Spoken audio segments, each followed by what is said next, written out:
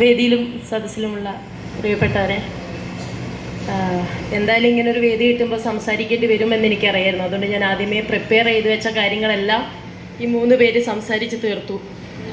അതുകൊണ്ട് കൂടുതൽ ഞാൻ പറയാൻ ആഗ്രഹിച്ച ഒരുപാട് കാര്യങ്ങൾ അവർ കവർ ചെയ്തു. സോ വളരെയധികം സന്തോഷമുണ്ട് ഈ ഒരു വേദിയിൽ ഇവരുമായിട്ട് പങ്കുവെക്കാൻ സാധിച്ചതിൽ.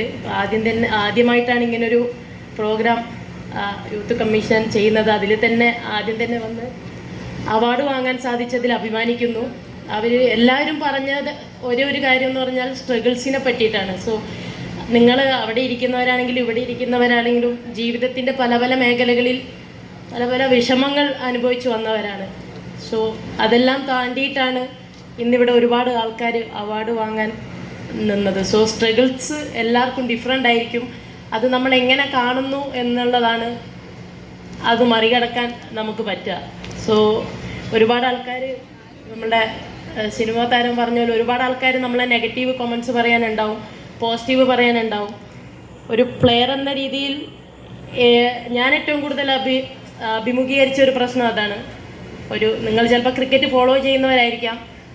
മുംബൈ ഇന്ത്യൻസിന് വേണ്ടി കളിച്ചപ്പോൾ ഫസ്റ്റ് സീസൺ ഒരു 6 അടിച്ച് കളി ജയിപ്പിച്ചപ്പോൾ ആ ഒരു മൊമെൻ്റാണ് എൻ്റെ ലൈഫ് ചേഞ്ച് ചെയ്തത്. സോ ആ ഒരു സമയത്ത് നമ്മളെ പോസിറ്റീവ് പറഞ്ഞിട്ടും നമ്മളെ അങ്ങ് മുകളിലെത്തിക്കാനും ബുർജ് ഖലീഫിൻ്റെ മുകളിലെത്തിക്കാനും ഒരുപാട് ആൾക്കാരുണ്ടാവും.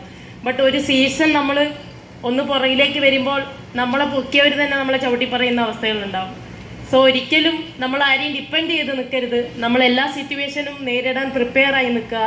പിന്നെ നിങ്ങൾക്കൊരു ലക്ഷ്യമുണ്ടെങ്കിൽ അത് ആരൊക്കെ വന്ന് തടഞ്ഞാലും ഒരിക്കലും അതിനെ ബ്രേക്ക് ചെയ്ത് നിങ്ങളുടെ സെൽഫ് ഡൗട്ട് ചെയ്യാൻ വേണ്ടി പാടില്ല. നമ്മൾ ഒരിക്കലെങ്കിലും നമ്മളെ ഡൗട്ട് അടിച്ചാൽ അത് നമ്മളെ നെഗറ്റീവ് ഇമ്പാക്റ്റ് ആയിരിക്കും നമ്മളുടെ കരിയറിൽ ഉണ്ടാവുക.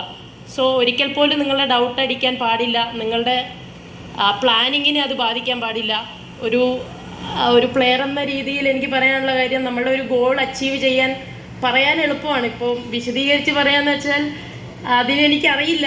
സോ ഇപ്പോൾ ഒരു T20 മാച്ചിൽ നമ്മൾ പറയും ജയിക്കണമെങ്കിൽ 130 റൺ അടിക്കണം, 140 റൺ അടിക്കണം, എന്നാൽ മാത്രമേ ജയിക്കാൻ പറ്റുള്ളൂ. പക്ഷേ ആ 130 റൺ അടിക്കാൻ വേണ്ടിയിട്ട് നമ്മൾ എന്തൊക്കെ പ്ലാനിങ് അതിൻ്റെ പുറകെ ചെയ്യണം എന്നുള്ളതാണ് പ്രധാനം.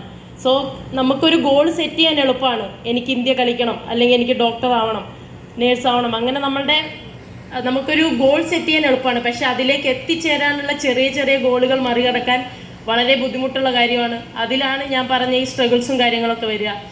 സോ നിങ്ങളുടെ സ്ട്രഗിൾസിനെ നിങ്ങൾ തന്നെ മറികടക്കണം. മറ്റൊരു സെക്കൻഡ് പേഴ്സൺ, തേർഡ് പേഴ്സൺ ഒരിക്കലും അതിൽ കൈയിട്ടിളക്കി ആ ഒരു ചെറിയ വിഷയം വലുതാക്കാൻ വേണ്ടി സമ്മതിക്കരുത്. So believe your strength. പിന്നെ നിങ്ങൾ 100% എഫേർട്ട് ഇട്ടാൽ തീർച്ചയായും റിസൾട്ട് നിങ്ങളുടെ കൂടെ വരും. ഒരിക്കൽ കൂടി ഈ ഒരു വേദിയിലേക്ക് എന്നെ ക്ഷണിച്ച എല്ലാവർക്കും നന്ദി. Wish all the very best.